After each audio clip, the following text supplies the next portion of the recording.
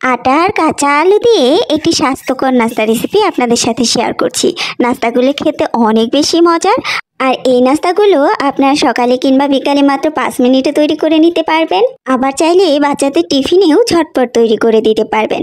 নাস্তাগুলো তৈরি করে নেওয়ার জন্য প্রথমেই আমি 1 কাপ পরিমাণ আটা নিয়ে নিয়েছি। আপনারা চাইলে আটার পরিবর্তে ময়দা দিয়েও তৈরি করে নিতে পারেন। এবার আমি নিয়ে নিচ্ছি 1 কাপ পরিমাণ কুচি করে রাখা আলু। আলুগুলোকে আমি গ্রেটারের সাহায্যে কুচি করে নিয়েছি। আপনার চাইলে বটি বা অন্য কিছু দিয়েও কুচি করে নিতে পারেন। সেক্ষেত্রে খেয়াল রাখতে হবে আলুগুলো যাতে অনেক মিহিভাবে কুচি করে নেওয়া হয়। এবার নিয়ে নিচ্ছি কিছুটা পরিমাণ টমেটো কুচি। টমেটোগুলোকে আমি ছোট ছোট কিউব করে কেটে নিয়েছি। এগুলোকেও আমি এর মধ্যে দিয়ে দিচ্ছি। আমি একটা টমেটো কুচি করে নিয়েছি, আপনারা আপনাদের পরিমাণ অনুযায়ী কমিয়ে অথবা বাড়িয়ে নেবেন। এবার দিয়ে দিচ্ছি কিছুটা পেঁয়াজ কুচি। দেখতেই পাচ্ছেন পেঁয়াজটাকে আমি কতটা মিহিভাবে কুচি করে নিয়েছি। এবার দিয়ে দিব কিছুটা ধনিয়া পাতা কুচি। ধনিয়া পাতাটা চাইলে আপনারা স্কিপও করতে পারেন। এবার দিয়ে দিচ্ছি 1 টেবিল চামচের মতো চিলি ফ্লেক্স, আর দিয়ে দিচ্ছি 1/2 টেবিল চামচের মতো মরিচের গুঁড়ো, 1/2 টেবিল চামচের মতো হলুদের গুঁড়ো, আর 1/2 টেবিল চামচের মতো ধনিয়ার গুঁড়ো, আর দিয়ে দিলাম পরিমাণ মতো লবণ। এবার সবগুলো উপকরণকে সুন্দরভাবে একসাথে মিশিয়ে নিচ্ছি। আপনারা কিন্তু চাইলে আপনাদের পছন্দ অনুযায়ী অন্য যে কোনো সবজি এর মধ্যে অ্যাড করতে পারেন। এর মধ্যে যত রকমের সবজি দেওয়া যাবে নাস্তাটা কিন্তু খেতে ততটাই বেশি মজা হবে। দেখুন আমার সুন্দরভাবে মিশিয়ে নেওয়া হয়ে গেছে। এবার আমি এর মধ্যে নর্মাল পানি দিয়ে দিচ্ছি।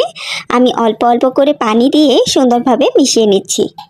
পানিটা একসাথে বেশি দিয়ে দিতে যাবেন না, সেক্ষেত্রে ব্যাটারটা পারফেক্ট হবে না। তাই অল্প অল্প করে পানি দিয়ে মিশিয়ে নিতে হবে। আমি অল্প অল্প করে পানি দিয়ে ব্যাটারটাকে সুন্দরভাবে মিশিয়ে নিয়েছি। দেখুন আমার ব্যাটারটা পারফেক্টভাবে তৈরি হয়ে গেছে। এবার এর মধ্যে আমি একটা ডিম ভেঙে দিয়ে দিচ্ছি। আপনারা আপনাদের পরিমাণ অনুযায়ী ডিমটা কমিয়ে অথবা বাড়িয়ে নিতে পারেন। ডিমটা দেওয়া হয়ে গেলে একটা বিটারের সাহায্যে আমি সুন্দরভাবে মিশিয়ে নিচ্ছি। আমার ব্যাটারটা পারফেক্টভাবে তৈরি হয়ে গেছে। এবার আমি ব্যাটারের ঘনত্বটা আপনাদেরকে দেখিয়ে দিচ্ছি। দেখুন আমার ব্যাটারের ঘনত্বটা আমি কীরকম রেখেছি, আপনারা দেখলেই কিন্তু সুন্দরভাবে বুঝতে পারবেন। এবার আমি নাস্তাগুলোকে তৈরি করে নিতে চলে যাচ্ছি। নাস্তাগুলো তৈরি করে নেওয়ার জন্য আমি চুলায় একটা ফ্রাই প্যান বসিয়ে দিয়ে হালকা তেল ব্রাশ করে দিয়েছি। এবার এর মধ্যে 2 টেবিল চামচের মতো ব্যাটার দিয়ে দিচ্ছি।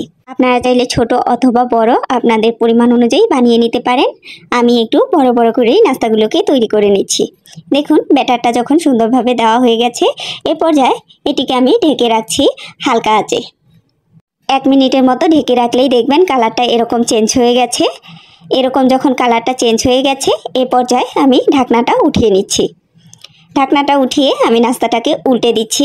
নাস্তাটা উল্টে দিয়ে আমি 2 সাইডেই হালকা করে তেল ব্রাশ করে দিব। আগের ভিডিওতে সুমন শেঠ লিখেছেন খুব সুন্দর লাগলো, তাই পুরাটাই দেখলাম। আর শাহিনুর আক্তার লিখেছেন সেই সুন্দর একটা রেসিপি, তাই পাশে আছে। আপনারা যারা কমেন্ট করেছেন সবাইকে অসংখ্য ধন্যবাদ। সবাই এভাবেই আমার পাশে থাকবেন। কথা বলতে বলতে কিন্তু আমার নাস্তাটা সুন্দরভাবে ভেজে নেওয়া হয়ে গেছে। এবার আমি নাস্তাটা উঠিয়ে আপনাদেরকে পরিবেশন করে দেখিয়ে দিচ্ছি। দেখতেই পাচ্ছেন নাস্তাটা কতটা লোভনীয় হয়েছে।